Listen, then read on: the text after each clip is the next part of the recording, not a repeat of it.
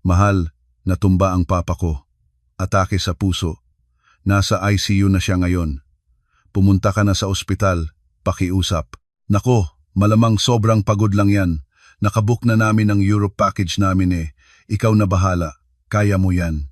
Sa loob ng 6 na taon, natuto si Carla Reyes na yumuko at magtiis. Ngunit sa sandaling iyon, naniniwala pa rin siyang may pagkakataon pang magbago ang lahat. Ngunit habang nagpapadala ng mensahe si Carla, nandoon na pala ang kanyang biyenan sa airport lounge, nagtatamasa ng malamig na baso ng alak, walang bahala sa mundo. Ni isa sa 19 na miyembro ng pamilya ng kanyang asawa ang dumalo sa libing ng kanyang ama. At pagkatapos ng burol, nagpunta ang isang abogado at dinala niya ang katotohanang magbabago ng lahat. Ang simpleng amang kilala niya ay pala isang malaking may-ari ng lupa sa Bonifacio Global City at Makati. At ang mga espasyo na pinapatakbo ng kanyang biyenang si Señora Dolores Santos sa loob ng 15 taon, lahat ng ito ay pag-aari ng kanyang ama. Si Carla Santos Navarro ay may 27 taong gulang nang mag-asawa siya kay Rafael Navarro. Sa kanilang 10 taong pagsasama, 2 sa pakikipaglasap, 6 bilang asawa, laging si Carla ang sumusunod, laging si Carla ang nagtitiis, laging si Carla ang umaayaw sa sariling kagustuhan para masiyahan ang lahat ng iba. Nang magring ang kanyang telepono ng hapong iyon, nasa kabilang dulo ng Maynila, si Carla nagmamaneho papuntang palengke para bumili ng karne para sa hapunan ng pamilya ng kanyang asawa. Nakita niya ang pangalan, Aling Sita, opisina ni Papa. Opo? Carla, si Aling Sita ito. Natumba ang boss mo si Mr. Regalado. Nasa ospital na siya. St. Luke's. Atake raw sa puso. Huminto ang daigdig. Hindi narinig ni Carla ang sumunod na sinabi ni Aling Sita. Hindi niya naramdaman ang kanyang sarili na huminto sa gilid ng kalsada. Hindi niya namalayan ang mga kotso na dumaan sa kabilang lane. Naramdaman niya lang ang kaba sa kanyang dibdib, mabilis, malakas, parang ibig bumagsak ang kanyang ama. Si Eduardo Regalado, ang lalaking nag-iisa siyang nagpalaki, nagbayad ng kanyang kolehiyo, nagbigay ng panandaliang yaman para sa kanyang kasal na tumba na. Sumundo ng taxi si Carla. Sa loob ng sasakyan, nanginginig ang kanyang mga kamay habang hinahanap sa telepono ang numero ng kanyang asawa. Rafael, pakinggan mo ako. Natumba si Papa. Atake sa puso. Nasa St. Luke's na siya sa ICU. Pumunta ka na please. Saglit na katahimikan. Ha? Sigurado ka? Naku, panatag ang tinig ni Rafael. Sa likod, marinig ni Carla ang mga announcement ng eroplano. Nasa airport na kami ngayon. Kausapin mo si Mama. Siya na bahala sa iyo. Bago pa man makapagsalita si Carla, patay na ang linya. Huminga ng malalim si Carla. Ang kanyang mga kamay ay nanginginig pa rin nang i-dial niya ang numero ng kanyang biyenan. Senyora, si Carla po. Natumba po ang tatay ko. Atake sa puso. Nasa ICU na siya sa St. Luke's. Maari po bang pumunta kayo diyan? Isang maikling tawa ang narinig niya sa kabilang dulo. Ay naku, Carla, siguro sobrang pagod lang ng tatay mo. Nakabook na namin ang Europe 2 linggong itinerary. Hindi na mababago yun. Ikaw na bahala. Kaya mo yan. Senyora, nasa ICU po ang tatay ko. Alam ko. Pero hindi naman kami ang doktor niya, di ba? Kaya mo yan, Carla. Matalino ka naman. Patay na ang linya. Tumingin si Carla sa kanyang telepono. Ang driver ay lumingon sa salamin. Ma'am, okay po kayo? Hindi sumagot si Carla. Tumingin lang siya sa labas ng bintana sa mga gusaling dumadaan, sa mga tao sa bangketa, sa mundo na parang walang alam sa nangyayari sa kanya. Okay lang po, ang sagot niya sa bandang huli. Patuloy po. Malamig ang koridor ng ICU ng St. Luke's Medical Center. Parang palaging malamig ang mga ganitong lugar, parang nilalagyan ng hangin ang silid para putulin ang koneksyon sa mundo sa labas. Lumabas ang doktor. Bata pa, seryoso ang mukha. Kayo po ba ang kamag-anak ni Mr. Eduardo Regalado? Opo. Anak po niya ako. Si Carla. Nagkaroon po ng acute myocardial infarction ang tatay ninyo. Nasa operasyon pa siya ngayon, emergency stenting. Hindi maganda ang estado niya. Kailangan po nating maging handa. Naalala ni Carla ang kanyang nanay, pumanaw 10 taon na ang nakakaraan, cancer. Naalala niya ang kanyang kapatid na lalaki, si Kuya Danny, na aksidente 5 taon na ang nakaraan. Dumating ang balita sa gitna ng gabi. Sila na lang ng kanyang ama mula noon. 2 sila, ama at anak, sa isang tahanan sa Quezon City. Nagtataglay ng isa't isa.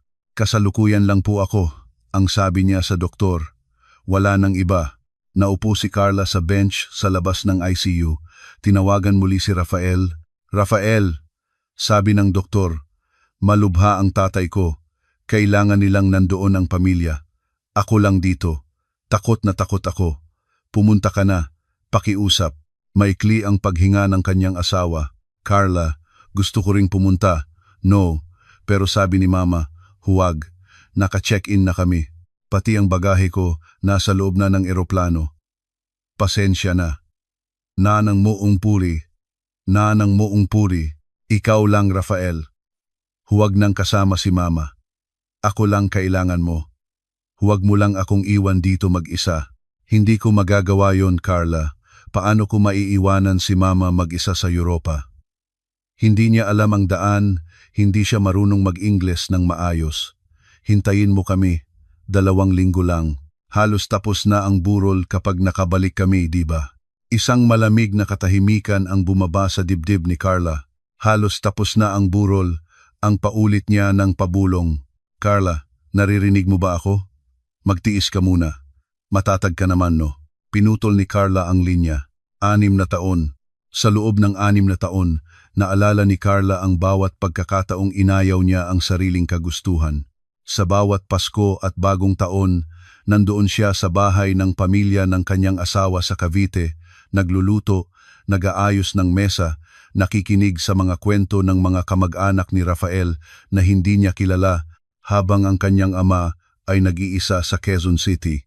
Mama ko ang nag-isa noong Pasko, ang minsay sinabi niya kay Rafael ng unang taon ng kanilang kasal. Ano, Carla? Normal naman yun. Ikaw ang asawa ko. Dito ka dapat. Sa pamilya ko. Pero ama ko rin ang pamilya ko. Iba yon. Kami ang pamilya mo ngayon. At tumahimik si Carla.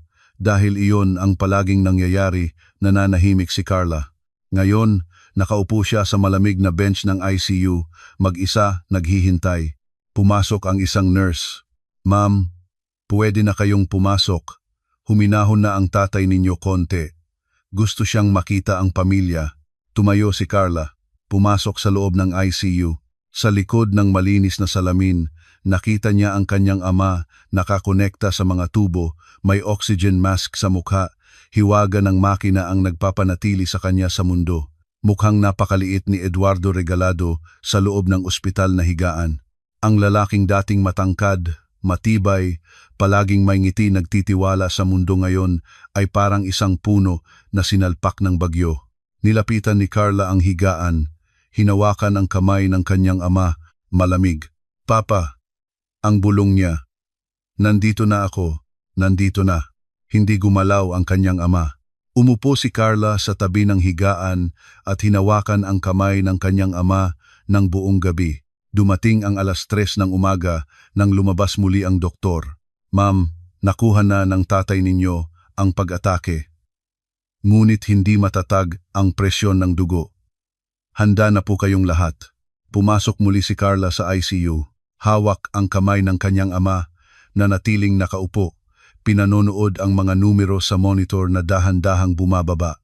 Papa, huwag ka pang umalis. Nandito pa lang ako. Hindi ka pa maaaring umalis. Ngunit ang mga numero ay patuloy na bumaba. Sa loob ng 10 minuto, hindi na kailangang magpaliwanag ng doktor. Niyapos ni Carla ang kamay ng kanyang ama at umiyak nang walang ingay sa pagitan ng mga tugtog ng makina at ng malamig na hangin ng ospital. Ang chapel ng La Funeraria, Paz, sa Quezon City, ay tahimik ng unang gabi. Inilapag ng mga empleyado ang portrait ng kanyang ama sa harapan, isang litrato mula noong nakaraang taon. Nasa background ang punong kasambahay sa Quezon City, saya sa mukha, may ngiti na tila alam niya ang isang lihim na masaya. Naupo si Carla sa harap ng portrait at naghintay. Dumating ang mga empleyado ng kanyang ama. 75 tauhan ng kanyang maliit na negosyo, Regalado Transport Services. Isa-isa nilang nilapitan si Carla, niyakap, nag-alay ng bulaklak. Miss Carla, patawarin ninyo kami. Hindi namin alam kung paano makakatulong. Huwag kayong mag-alala, ang sagot niya. Nandito lang ako. Dumating ang mga katrabaho ng kanyang ama, mga negosyante, mga kasosyo sa transportasyon, mga taong nagsabi sa kanya na ang kanyang ama ay isa sa pinakamapagkakatiwalaang tao sa industriya. Lahat sila ay nagtataka sa iisang tanong, nasaan ang iyong asawa? Sa labas ng bansa. Babalik siya agad-agad. Ang gabi ay lumipas ng dahan-dahan. Ang burol ay tahimik. At si Carla ay nag-iisa. Kinagabihan, nagpadala si Rafael ng mensahe. Carla, nandito kami ngayon sa Rome. Napuntahan namin ang Vatican kanina. Grabe, ang ganda. Okay ka pa rin ba? Tumingin si Carla sa mensahe. Tumingin sa portrait ng kanyang ama. Tumingin sa maliwanag na kandila. Isinara niya ang telepono at nanatiling nakaupo sa buong gabi. Ikalawang araw ng burol, dumating ang mga dating kaklase ng kanyang ama sa pamantasan ng Santo Tomas. Matanda na, may mga puting buhok, ngunit maalala pa ang mga alaala ng isang batang lalaking naging mabuting kaibigan nila sa mahabang panahon. Carla, ang tatay mo ay tunay na mabuting tao. Palagi siyang nakatulong sa amin. Maraming salamat po. Nasaan na ang iyong asawa? Pangalawang araw na ngayon, ha? Kinagat ni Carla ang kanyang labi. May trabaho siya sa labas. Babalik siya ngayong gabi. Sinungaling siya. Alam niya ito. Ngunit wala siyang ibang masasabi. Ikatlong araw, araw ng libing. Hindi natulog si Carla. 3 gabi siyang gumugol sa tabi ng kanyang amang hindi na sumasagot. Inihatid ng prosesyon ang bangkay ng kanyang ama sa Loyola Memorial Park. Hawak ni Carla ang portrait ng iisang anak, ang iisang kamag-anak ng isang lalaki na namuhay ng maayos at namatay nang walang kasama kundi ang kanyang anak. Walang sumama mula sa pamilya ng kanyang asawa. Habang sinusunog ang labi ng kanyang ama, tumingin si Carla sa langit, maulap. Ngunit may bitak kung saan pumapasok ang liwanag. Isa sa mga paboritong uri ng panahon ng kanyang ama. Hindi umulan. Hindi masyadong mainit. Madalas niyang sabihin, perpektong panahon para maglakad. Tinanggap ni Carla ang urn ng abo ng kanyang ama, maliit na lalagyan, puti at malamig. Sa loob ng lalagyang iyon ay ang buong buhay ng isang lalaki. Nang makauwi si Carla sa kanilang bahay, ang bahay na pinagsasaluhan niya ng pamilya ng kanyang asawa, walang tao, walang ilaw, wala. Umupo siya sa sofa. At sa kauna-unahang pagkakataon sa loob ng 3 araw, hindi na siya nagtangkang pigilan ang luha. Umiyak siya ng matagal at nang walang dahilang ihinto ang sarili. Kinagabihan, bumukas ang pintuan. Si Señora Dolores Santos, ang biyena ni Carla, ay pumasok na may 2 malaking maleta, nakasuot ng bagong damit at may ngiti na parang galing sa masayang bakasyon. Sumunod si Rafael, may kamera sa leeg, maliwanag ang mukha. Carla, ay naku, namiss kita. Kamusta ang libing? Hindi sumagot si Carla. Lumabas ng bagahe ang senyora at nagbukas ng isang malaking shopping bag. Heto, bumili ako ng pasalubong sa duty free. Yan para sa iyo, Longchamp bag. Maganda, di ba? Para pampaayon sa hindi kami nakadalo. Nagbago ang mukha ni Carla. Para pampaayon, ang paulit niya. Oo, alam ko. Pero wala kaming magagawa sa sitwasyon, Carla. Nakabook na kami. Senyora. Ang tinig ni Carla ay mababa, ngunit nakarinig ng lahat ng nasa silid. Namatay ang aking ama. 2 linggo ko siyang inilibing, nag-iisa. 3 gabi akong gising sa tabi ng kanyang kabaong, walang nakasama sa akin. At ngayon, inaalok ninyo ako ng bag mula sa duty free. Tumigas ang mukha ng senyora. Ano? Nagagalit ka ba sa akin? Hindi po ako nagagalit. Nagtatanong lang ako paano ninyo nagagawa yon, Carla. Lumabas si Rafael sa pagitan nila. Mag-ingat ka sa sinasabi mo kay mama. Nakapagod na siya. At ikaw mag-ingat. Para sa unang pagkakataon sa 6 na taon, hindi huminto ang tinig ni Carla. Hindi siya yumuko. Nakapagod siya? Ako ang nakapagod, Rafael. 3 araw akong nag-iisa sa libing ng aking ama. At alam mo ba kung ano ang sinabi ng mga tao? Tinanong nila kung nasaan ka. Tinanong nila kung nasaan ang pamilya ng asawa ko at wala akong masagot sa kanila. Wala. Carla, 6 na taon, Rafael. 6 na taon akong sumunod sa lahat ng gustong-gusto ng pamilya mo. Hindi ako nakapunta sa tatay ko sa Pasko dahil ayaw ng senyora. Hindi ako nakapunta sa kanya sa araw ng mga puso dahil ayaw ng senyora. Hindi ako nakapunta sa kanya nang ipinagdiriwang niya ang kanyang ika-60 kaarawan dahil ayaw ng senyora. Bumangon ang senyora mula sa sofa. Oo, kinuha ko ang karapatang iyon sa iyo dahil ang asawa ng anak ko ay dapat na nasa piling ng pamilya ng kanyang asawa. Ganoon ang tradisyon. At ang tradisyon ba ay pabayaan ang iyong biyenan mamatay ng mag-isa? Yun din ba ang tradisyon? Namula ang mukha ng senyora. Huwag kang lumaki ang ugali sa akin, Carla. Kapag nasabi ang katotohanan, yun na ang tawag na paglalaki ng ugali. Napansin ko. Kapag naghirap kayo, tinanggap kayo ng tatay ko na walang reklamo. Kapag kailangan kayo ng tulong ng negosyo ninyo, si tatay ang palaging nandoon.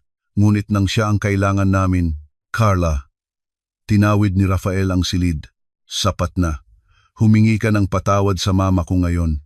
Bakit ko hihingiin ng patawad kapag tama ang sinasabi ko? Dahil matanda na si mama at dapat mong igalang siya. Igalang? Tumingin si Carla sa kanyang asawa sa kauna-unahang beses na hindi siya natatakot sa titig na iyon. Ibig sabihin ba ng respeto ay payagan silang lahat na gawin ang gusto nila at hindi kailanman sabihin ang totoo? Ayaw ko ng ganoong uri ng respeto. Rafael, huminga ng malalim ang senyora. Kung hindi ka masaya rito, Carla, walang pumipigil sa iyo. Malaya kang umalis. Maraming ibang babae ang gusto ng aking anak. Naramdaman ni Carla ang iyak na paparating, ngunit hindi ito lumuha. Sa halip, may naramdaman siyang iba, isang kahanga-hangang kalayaan. Maeg. Hihiwalayan kita. Rafael. Namutla si Rafael. Ano? Narinig mo? Hihiwalayan kita. Hindi na kita pakikisamahan pa. Carla, hindi mo iniisip ang sinasabi mo. Nagluluksa ka pa rin. Sa wakas, maayos na ang isip ko. Pumunta si Carla sa kwarto nila, binuksan ang drawer, kinuha ang singsing ng kasal, lumabas siya sa sala. Inilapag ang singsing sa mesa. Magpadala kayo ng mga papeles sa loob ng 1 linggo. Makikiisa ako. Kinuha niya ang kanyang bag at lumabas ng pintuan. 1 linggo ang lumipas. Tumira si Carla sa bahay ng kanyang ama sa Quezon City, ang maliit na bahay sa Mapagkawanggawa Village, puno ng mga larawan ng pamilya, maalikabok ngayon, ngunit mainit pa rin. Dumating ang mga papeles ng hiwalayan. Pinirmahan ni Rafael ng walang kahit isang mensahe. Pumunta si Carla sa hukuman. Pinirmahan ang mga dokumento nang sabihin ng abogado na, malaya na kayo. Ngumiti si Carla, ngunit ang ngiti ay puno ng lungkot. Lumabas siya sa gusali at naglakad sa maliwanag na kalye ng Makati. Pagdating sa bahay ng kanyang ama, tumayo si Carla sa harap ng pintuan ng silid ng ama, dahan-dahang binuksan. Lahat ay nasa lugar pa, ang makalumang mesa, ang mga aklat, ang mga damit na nakabitin sa aparador. Sa sulok, may malanding pitaka na kahoy na buhay. Inupo ni Carla ang sarili sa sahig sa tabi ng mesa. Binuksan ang drawer. Sa loob, isang lumang notebook kulay kayumanggi. May tinta ng ballpen sa harap, para kay Carla. Dahan-dahang binuksan. Napuno ang mga pahina ng maingat na sulat kamay ng kanyang ama. Matrikula ni Carla, Universidad ng Pilipinas, Diliman, 45,000. Pera para sa thesis ni Carla, amin 12,000. Panggastos ng kasal ni Carla, 2,000. Regalo para sa kaarawan ni Carla, ika, 25,000 $5,000. Bawat sentimo na ibinigay ng kanyang ama sa kanya na itala ng maingat. At sa huling pahina, isang mensahe, Carla, anak ko, alam ko na mahirap ang buhay mo doon. Nakikita ko sa iyong mga mata kapag pumupunta ka na bihira na hindi ka masaya. Pero hindi kita sinabihan ng lahat ng katotohanan dahil ayaw kitang pabigatin. Nagmahal ang Diyos sa iyo, anak. At nagmahal din ang iyong amang ito sa iyo nang higit sa anumang bagay na mayroon siya. Kapag binasa mo ito, nandoon ka na sa tamang lugar. Handa ka na, mahal kita. Papa, ang notebook ay nahulog sa sahig habang ang kamay ni Carla ay nanginginig ng labis. Saka siya umiyak malalim. Mula sa bituka ang uri ng iyak na hindi maaring pigilan. Papa, patawad. Hindi ako nakapagsabi ng sapat na beses na mahal kita. Kinabukasan, 2:00 ng hapon, tumunog ang doorbell. Sa pintuan, isang lalaking nasa kalagitnaan ng katandaan, espesyal ang suot, seryoso ang mukha. Miss Regalado po? Si Carla Regalado? Miss Regalado po? Opo. Sino po kayo? Ako po si Attorney Marcos Salcedo, mula sa Salcedo, Bautista Law Office. Isinugo po ako ni Mr. Eduardo Regalado, ang tatay ninyo, para sa pagpapatupad ng kanyang huling habilin. Huminto ang puso ni Carla. Huling habilin? Opo. Maaari po bang pumasok ako? Sa sala, nagbukas si Attorney Salcedo ng makapal na sobre. Bago ko ipakita ang mga dokumento, may sulat po para sa inyo mula sa inyong ama. Ginawa ng abogado ang pagbibigay ng sulat na may letrang nakasulat ng kamay ng kanyang ama. Nanginig ang mga kamay ni Carla habang binubuksan ang sobre. Carla ko, kung nababasa mo ito, wala na ako sa tabi mo. Patawad sa hindi ko sinabi bago pa man lumayo ang aking katawan. Mayroon akong lihim na tinataglay ko sa loob ng 20 taon. Hindi ko ito sinabi sa iyo hindi dahil hindi kita pinagkakatiwalaan, kundi dahil ayaw kong mapanganib ang iyong kaligtasan. Ang Regalado Transport Services, ang maliit kong kumpanya, na lagi mong nakikita, hindi iyon ang lahat. Sa loob ng 20 taon, dahan-dahan akong namuhunan sa lupa, mga gusali sa Bonifacio Global City at sa Makati.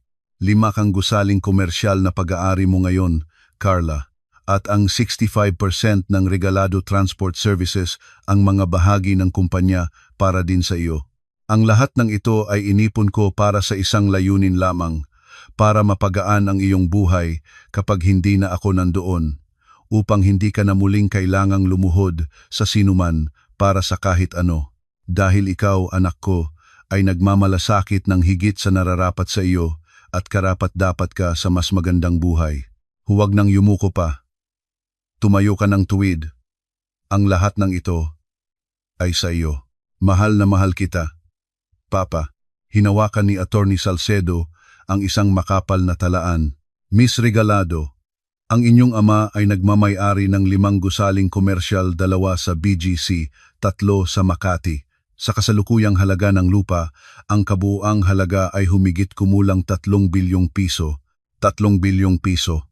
Nagpadala si Carla ng maigting na paghinga. At ang kumpanya? Ang Regalado Transport Services po ay nagtala ng 700 milyong pisong kita noong nakaraang taon. May 200 empleyado. Ang 65% ng mga bahagi ay para sa inyo. Sumandal si Carla sa likod ng sofa. Ang kanyang amang inakala niyang isang simpleng negosyante, nagpapatakbo ng maliit na kumpanya ng transportasyon, ay isa palang hari ng negosyo, nagtatago ng kanyang kayamanan sa loob ng 20 taon, naghihintay para sa tamang sandali. At ang isa sa mga gusali sa Makati, ang sabi ni Attorney Salcedo, ng mabagal, ay pinamamahalaan ng mga nangungupahan sa loob ng maraming taon. Kabilang dito ang isang boutique business, 3 espasyo na pinapatakbo ng isang Dolores Santos. Dahan-dahan na tumingin si Carla sa abogado. Ang senyora? Opo. Sa loob ng 15 taon, nangungupahan siya sa gusaling iyon ng inyong ama. 1 linggo pagkaraan, pumunta si Carla sa gusali sa Makati, ang Regalado Commerce Building, 10 palapag, modernong arkitektura, malinis na marmol sa lobby. Tinanggap siya ng reception. Kumusta po? Sino ang hinahanap ninyo? Si Carla Regalado ako, ang bagong may-ari ng gusaling ito. Nagbago ang ekspresyon ng babae sa reception. Ang bagong chairwoman. Sasabihan ko po ang aming mga nangungupahan. Pumunta si Carla sa ika-10 palapag ang conference room na nakaharap sa buong lungsod ng Makati. Nakita niya si Attorney Salcedo naghihintay. Handa na ang lahat ng nangungupahan, ang sabi ng abogado. Lahat sila ay naghihintay. Binuksan ni Carla ang pintuan ng conference room. Sa loob, 30 nangungupahan, mga negosyante, may-ari ng mga tindahan, mga profesional. Lahat sila ay tumayo nang pumasok si Carla. Umakyat siya sa podium. Magandang hapon sa inyong lahat. Ako si Carla Regalado, ang bagong chairwoman ng Regalado Holdings. Alam kong marami sa inyo ay may mga katanungan. Nandito ako para sagutin ang mga iyon. Pinayagan niya ang liwanag na mapunta sa kanyang mukha. At pagkatapos, nakita niya sila sa unahan, si Senyora Dolores Santos at si Rafael Navarro. Ang mukha ng senyora ay naging maputi ng papel.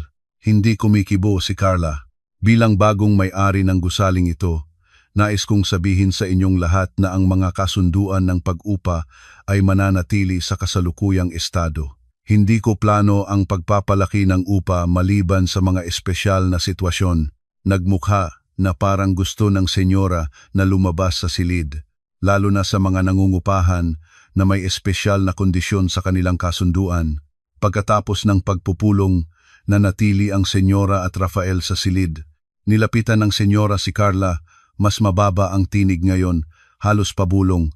Carla, ito hindi ko alam ang tungkol dito. Hindi ko alam na ang tatay mo ang may-ari ng gusaling ito. Alam ko, ang sagot ni Carla. Maingat na itinago ni Papa ang lihim, Carla. Si Rafael naman. Ngayon, palapit. Maaari bang pag-usapan natin? Walang pag-uusapan, Rafael. Ginawang simpleng sagot ang kanyang tinig. Mayroon lang akong isang bagay na ipinakita sa inyo. Inilabas ni Carla ang mga dokumento, makapal na talaan ng mga kasunduan. Ang kasunduan ng senyora, 3 espasyo sa ikalawa, ikatlo at ika-5 palapag, 15 taon na, at ang bayad sa upa ay kalahati ng kasalukuyang presyo sa merkado. Tumigas ang mukha ng senyora. Binigyan siya ng diskwento ng aking ama dahil pamilya kami noon. Siya ang biyena ng kanyang anak, iyon ang dahilan. Oo, ang sagot ng senyora. Binigyan mo ako ng diskwento ang tatay mo at nagpapasalamat ako. Ngayon, hindi na tayo pamilya. Naghiwalay na kami ni Rafael, kaya ang kondisyon ng diskwento ay wala na rin. Namula ang mukha ng senyora. Ibig sabihin, ang upa ninyo ay tataas sa tunay na presyo ng merkado simula ngayon. Tataas ng doble? Hindi makapaniwala ang tinig ng senyora. Hindi iyon makatuwiran, Carla. At bilang karagdagan, patuloy ni Carla, tiningnan namin ang kasunduan. May nakasulat na espesyal na kondisyon diskwento batay sa pagpapanatili ng relasyong pamilya. Dahil wala na ang relasyong iyon, ang kasunduan ay nagsasabing ang lahat ng naipong diskwento sa loob ng 15 taon ay maaaring mabawi. Lumapit si Attorney Salcedo. Sa kalkulasyon namin, ang kabuang halaga ng diskwento sa loob ng 15 taon ay 13 milyon. Nagbago ang kulay ng mukha ng senyora mula sa pula, naging puti at 17 milyon. Ang ulit ni Rafael ng pabulong. Iyan ang numero po, ang sabi ni Attorney Salcedo. 1 linggo pagkaraan, nagkakaroon ng malalaking problema. Pumasok si Attorney Salcedo sa opisina ni Carla nang may nakabukang laptop. Chairwoman, may problema. Ang senyora ay nagpapakalat ng maling impormasyon sa ibang mga nangungupahan, nagsasabi na taataasan mo ang upa ng lahat. Tumingin si Carla sa screen. 20 pirma sa isang hinaing, panliligalig ng may-ari ng gusali. Maayos lang.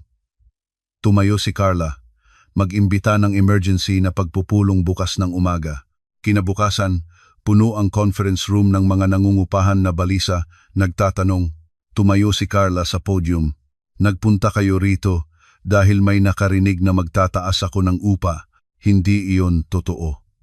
Nais kong ipakita sa inyong lahat ang katotohanan. pinabuksan ang malaking screen, lumabas ang mga dokumento. Ang karamihan sa inyong mga kasunduan ay hindi magbabago. Ang upa ninyo ay mananatili. Ang isang nangungupahan lang si Senyora Santos ang may espesyal na kondisyon na wala na. Nagbasa ang mga tao ng mga dokumento. Nagulat sila. Ang senyora ay nagsisinungaling sa inyo tungkol sa aking intensyon. Iyan ang katotohanan. Tumayo ang senyora. Sobra-sobra ka naman, Carla. At 30 milyon? Hindi iyon makatuwiran. Nasa kasunduan po iyon, senyora. Mahinahon pa rin ang tinig ni Carla. At bilang karagdagan, ang pagpapakalat ng maling impormasyon sa mga kapwa nangungupahan ay paglabag sa kasunduan ng pag-upa. Kapag nagpatuloy ito, may karapatang wakasan ang kasunduan. Namutla ang senyora. Pagkatapos ng pagpupulong, marami sa mga nangungupahan ang lumapit kay Carla. Pasensya na, Chairwoman. Nalinlang kami. Walang problema po. Ngunit hindi pa tapos ang lahat. Nang gabing iyon, lumabas ang balita sa isang sikat na pahayagan online. Bagong may-ari ng gusali sa Makati, sinisisi ng biyenan para sa pag-aabuso pinaalis at hinihingi ang 1130M mula sa dating pamilya. Sa umaga, puno ng mga reporter ang harapan ng Regalado Commerce Building. Chairwoman Regalado, totoo bang hinihingi ninyo ang 13 milyon mula sa dating biyena ninyo? Ito ba ay paghihiganti? Hindi sumagot si Carla. Pumasok siya sa gusali. Dinirekta ng mga guwardiya, papalayo ang mga reporter. Sa itaas, pumasok si Rosario de los Santos, ang punong sekretarya ng kumpanya, naglilingkod sa kanyang ama sa loob ng 20 taon. Chairwoman, kailangan nating tumugon sa media. Oo. Nag-isip si Carla ng ilang sandali. Ipakita natin sa media ang kasunduan ang buong nilalaman. Hayaan nating ang mga dokumento ang magsalita. Pero ang aksyon ng stock market, kumusta? Bumukas ng laptop si Rosario. Ang Regalado Transport ay nakalista sa stock market. Bumaba ito ng 12% bukas ng umaga. Mabigat na balita.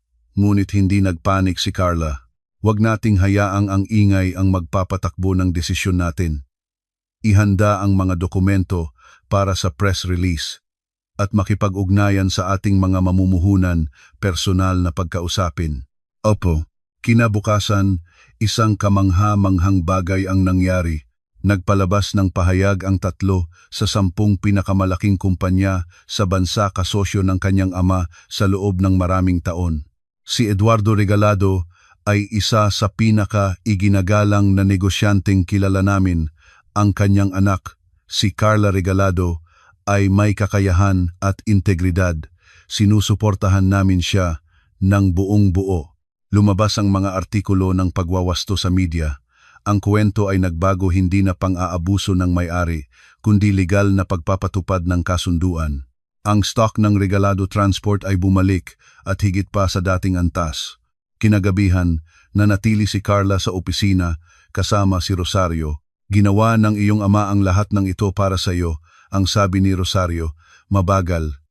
Hindi lang ang kayamanan, ang mga koneksyon, ang mga kaibigan, ang mga taong handa niyang tawagan para tulungan ka. Alam ko, ang sagot ni Carla. Ngayon ko lang naunawaan kung gaano siya kagaling. Isang buwan pagkaraan, pumasok si Attorney Salcedo sa opisina ni Carla na may nakabukang laptop. Chairwoman, may natuklasan kami. Ano? Ang Senyora Santos, 1 buwan bago namatay ang inyong ama, nag-hire siya ng abogado, espesyalista sa mana at pagmamay-ari ng ari-arian. Huminto si Carla. 1 buwan bago. Opo. Pinakita ni Attorney Salcedo ang screen. Ito ang petsa ng pagkuha ng abogado at ito ang petsa ng pagkamatay ng inyong ama. Ilang linggo ang agwat at ito, patuloy ni Attorney Salcedo, ay ang record ng konsultasyon. Tinanong ng senyora kung maaari siyang mag-claim ng bahagi ng mana bilang biyenan batay sa kanyang 6 na taon ng serbisyo sa pamilya. Dahan-dahan na naupo si Carla. At ang booking ng Europe trip? Ginawa niya ito 2 linggo bago namatay ang inyong ama. Nagpalipas ng pahina si Attorney Salcedo na eksaktong nagtutugma sa mga petsa ng libing. Ang pinakahuli kapag hindi na siya nandoon sa libing, hindi siya emosyonalmente maaapektuhan. Mas madali para sa abogado niyang gawin ang trabaho niya, mag-claim ng mana ng walang emosyon. Ginaramdaman ni Carla ang lamig sa kanyang katawan. Lahat ay planado, opo. At higit pa rito tinukoy namin kung saan napunta ang pera na nakatipid sa upa sa loob ng 15 taon. Saan? Sa pagpapalaki ng negosyo. Ang unang tindahan sa ikalawang palapag ay naging 3, ikalawa, ikatlo, ikalima. Lahat gamit ang pera na nakatipid sa upa ng inyong ama. Tumingin si Carla sa labas ng bintana. Ang pera ng aking ama ang nagpalaki ng negosyo niya. At si Papa ay wala ni kamalayan dito. Tama. At para itago iyon, isinasaayos ang accounting records, isinulat na mas mataas ang binabayad niya kaysa sa aktwal para maalis ang ebidensya ng diskwento. Palsipikasyon ng talaan, opo. At ang layunin ay maiwasang matuklasan ng tax authorities. Tumayo si Carla, ipaalam sa BIR, at ihanda ang kriminal na reklamo panloloko, pag-aaksaya ng tiwala at tax evasion. Lahat ng akusasyon, 1 linggo pagkaraan, nagsimula ang pagsisiyasat ng BIR. 3 tindahan ng senyora lahat ay pinasok ng mga inspektor. Dumating ang tawag mula sa Department of Justice. Miss Regalado, ito ang ahente ng DOJ. Nagsimula ang investigasyon laban kay Mrs. Dolores Santos base sa inyong reklamo. Kailangan naming kumuha ng inyong salaysay. Sa korte, ang mga dokumento ay isa-isang ipinakita. Ang talaan ng konsultasyon sa abogado 1 buwan bago ang pagkamatay. Ang booking ng Europe trip 2 linggo bago ang pagkamatay, eksaktong nagtutugma sa burol. Ang palsipikadong talaan ng accounting nagpapakita na binabayaran ang mas mataas kaysa sa aktwal. Ang ebidensiyang pampinansyal pera na nakatipid sa upa, ginamit para palakihin ang negosyo. Ang hukom ay maingat na pinagmasdan ang mga dokumento. Ang akusado, si Dolores Santos, ay napatunayang nagkasala ng panloloko at tax evasion. Ang sentensya, 2 taong pagkabilanggo at multa na 5 milyong piso. Naging puti ang mukha ng senyora. Lumabas si Carla sa korte. Puno ng mga reporter sa labas. Chairwoman Regalado, nasentensyahan na ang inyong dating biyenan, paano kayo? Tumigil si Carla. Nagawa ng batas ang trabaho niya. Iyon lang ang masasabi ko. Hindi ba ito paghihiganti? Hindi ito paghihiganti. Ito ay pagpapatupad ng katotohanan at nagpatuloy siya sa paglakad. 1 buwan pagkaraan, habang nagtatrabaho si Carla sa opisina, dumating si Rosario. Chairwoman, may bisita sa lobby. Si Senyora Santos. Nagsasabi siyang kailangan niya kayong makita, may yakap siya sa kanyang tuhod. Sandali lang ang pag-iisip ni Carla. Bababa ako.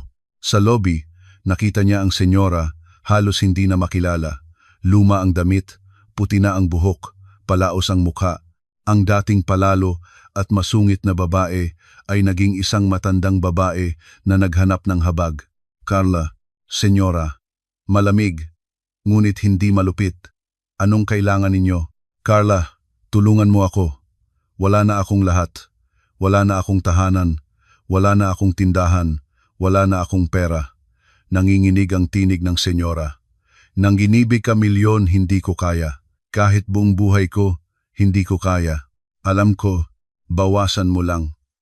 Kahit 30 milyon lang, kahit 20 milyon, hindi ko mababago ang desisyon ng korte, senyora. Pakiusap, Carla. Lumuhod ang senyora sa harap ng lahat sa malaking lobby ng gusali sa harapan ng mga empleyado at mga nangungupahan. 6 na taon kaming naging pamilya. Hindi ba iyon sapat? Naramdaman ni Carla ang sakit sa kanyang dibdib. Ngunit naalaala niya rin ang 3 gabing mag-isa sa burol. Naalaala niya ang tinig ng kanyang amang pumulutok sa malamig na ICU. Naalaala niya ang maliit na notebook na may piling salita ng isang amang nagmahal sa kanya ng walang kondisyon.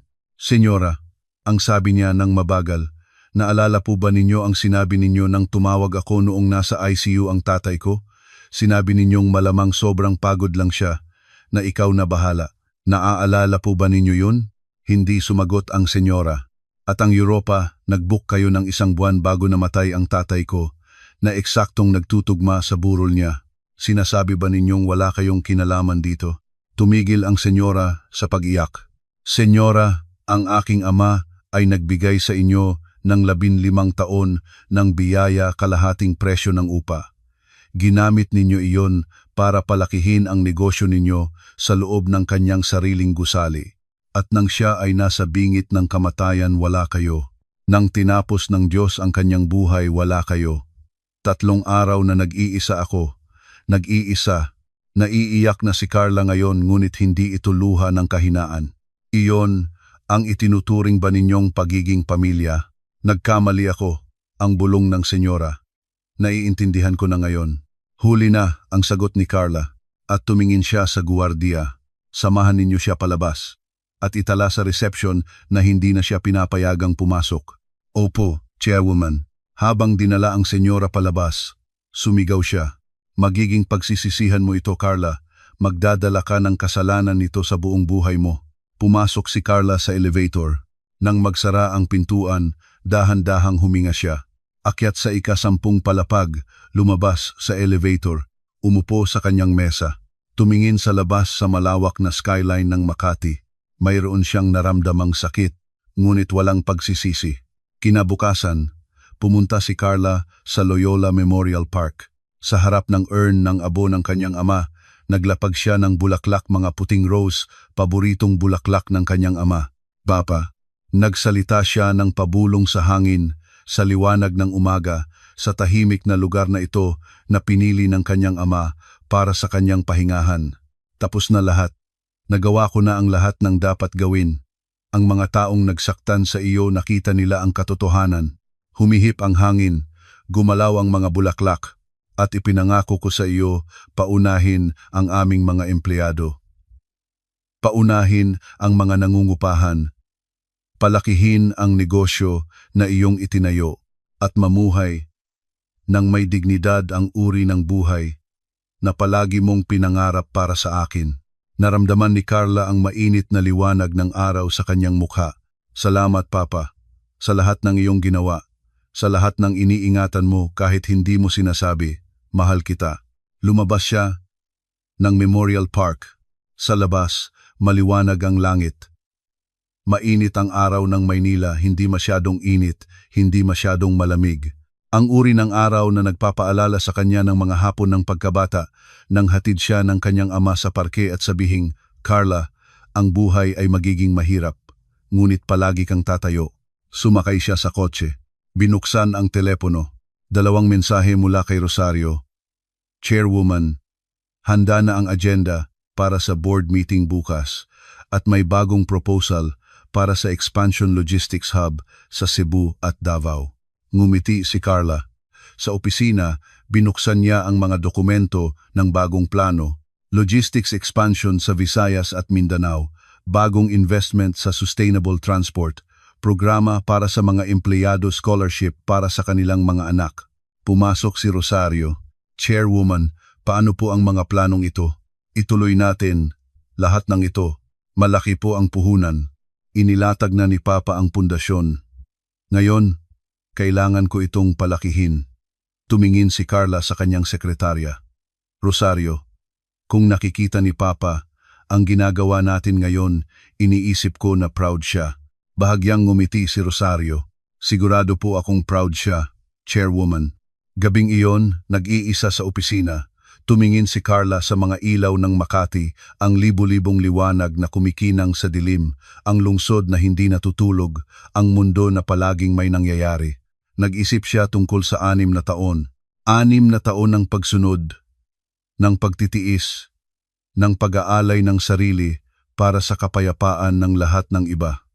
6 na taon ng pakiramdam na ang kanyang sariling buhay ay nasa kamay ng iba. At ngayon, siya ay nasa 10 palapag ng gusali ng kanyang ama.